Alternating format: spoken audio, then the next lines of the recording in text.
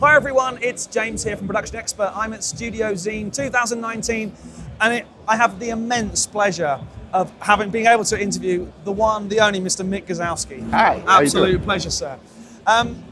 Most people will know exactly who you are, but just tell us a little bit about how you got started in the craziness that is the audio industry. I've just been interested in audio, electronics, and music since I was a kid. So it just went logically that I wanted to be a recording engineer, and I'm originally from a small city, Rochester, New York, and there wasn't any studios there, and I was just sort of makeshift started when I was in high school doing recording local bands, and just went on from there, and engineered and mixed lots of albums. Then in the mid '80s, people just started calling me to mix. So at this point, I'm pretty much working at home and mixing records for people. Which kind of leads nicely on to the beauties that we have behind us, behind this SSL. How did it come on that you teamed up to form the kind of Gazausky-Swiss partnership and these beautiful GS4s that we have behind us? Well, my good friend Larry Swiss, who designed my studio that I had in New York, he's since passed away, but him and I designed the GS3 together, which is that speaker with a single 12-inch woofer, smaller cabinet. And the original design, the original idea was just having a speaker for my home studio when I lived in New York. I lived just outside of New York City for a while. And we wanted a speaker that in my control room, which wasn't tiny, but still, not a big, not like a commercial control room. We wanted a speaker that we could get cleanly the SPLs close to what a large socket-mounted studio monitor would, and still be really clean and sort of hi-fi. So we came up with the GS3, and it just worked out so well that we thought, we could sell these things. And then Stefan got involved, and they do. I mean, we were lucky enough to actually be at a listening event on Thursday evening at Mastering Works.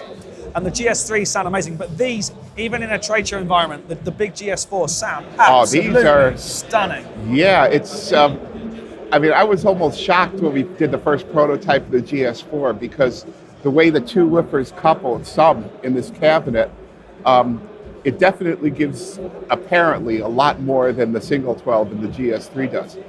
Mid-range and high-end is identical, but those drivers have enough headroom to work to not distort or clip when these woofers are running pretty close to their limit.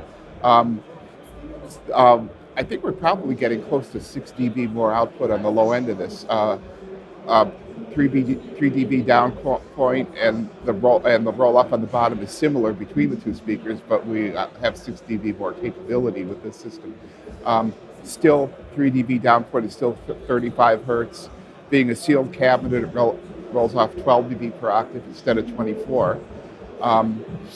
We make up for the lack of efficiency of a sealed cabinet and using a really long excursion woofer by having tremendous amounts of power on the low end of the system. Both the GS3 and the GS4 use 2,000 watt amplifier for the low end. There's limiters on the GS3 so we don't blow the woofers. But they sound absolutely stunning. Thank you. So, moving away from actual sort of hardware, you're an in-the-box mixer these days, presumably. Yes, pretty much. Once in a while, some outboard gear, but mostly plug-ins in the box. But you're still very tactile because you use an S6. Yeah, Abbott S6. Very, very cool.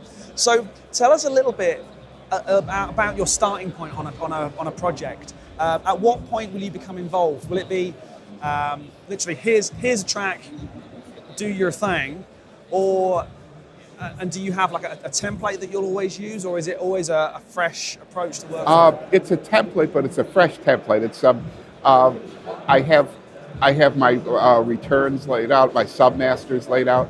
Nothing's labeled on the template, and I do that deliberately because I want to set it up for the song rather than trying to force a project into my template.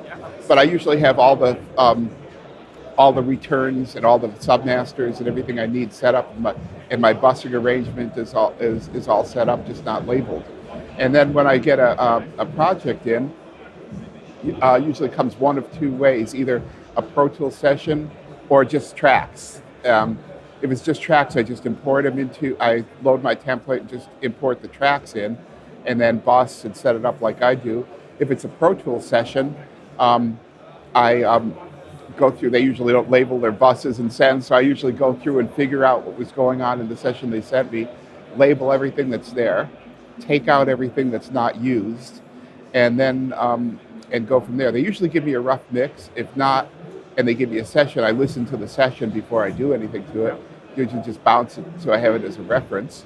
And then I start going through building on what they gave me. If I don't think it works for the mix, I may take stuff off or modify it, add other plugins. But I usually like to start from the point of where they left off, where the artist left off. So will that be building from drums up or rhythm section? Or?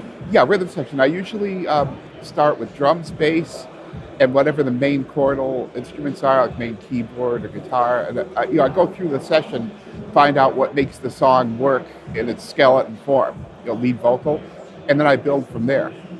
I usually just set up a session when I get it. I just do it on my laptop and just to set it up conveniently. And then what I do is I set up several VCAs to group the tracks that they gave me.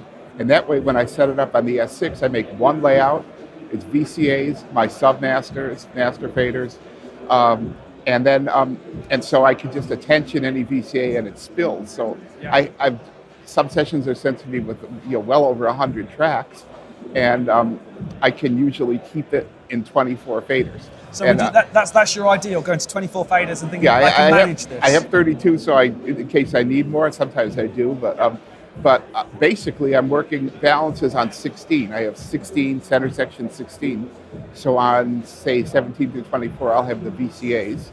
And then, 9 through 16, I'll have the VCAs. 17 through 24 are my aux inputs, my audio subgroups, master faders, things I need to have right in front of me. So I attention the VCA for, say, drums and bass. All that comes out in front of me. I can balance the section, and then I have it on one audio submaster. So as I massage the mix and get things close, I always have those submasters, which are usually my final rides. They also relate to the stem tracks I make. Submasters are individually assigned to stem tracks that I can deliver with the session. So that's really cool. Do you find that you maybe, as part of your template, do you have particular reverbs or particular effects that you kind of more gravitate to? And then I do, but I don't put them in the template. Right. I'm thinking of starting to do that because there's some I use so often that if I have them, there's some effects returns that are pretty complex using several channels and several different effects to achieve one thing. And those chains that are more common to what I do, I'll probably set up in the template, or I could just have those. But I just try to keep myself not from relying on one formula. That's why I don't put. That's cool. Mick, I know you have to run off, but thank you so much. It's been an absolute pleasure to talk to you. My name's James Ivey from Production Expert. We will see you again soon from Studio Zine 2019 and plenty more gear talk.